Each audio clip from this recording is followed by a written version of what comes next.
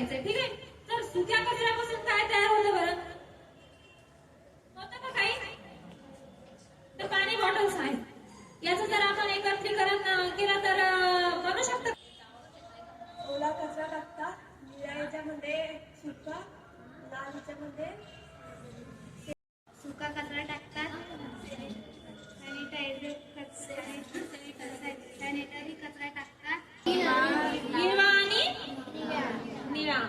ठीक आहे. तर ओल्या कचऱ्याच्या डस्टबिन मध्ये आपण कोणता कचरा टाकतो? ओला. तर ओल्यामध्ये काय काय येतं बरं? काय येतं ओल्या कचऱ्यामध्ये? आपल्याला हिरव्या डस्टबिन मध्ये कोणता कचरा टाकायचा आहे? एखादा असं काहीतरी सांगा की बाबा हा कचरा आपण ओल्या डस्टबिन मध्ये टाकतो.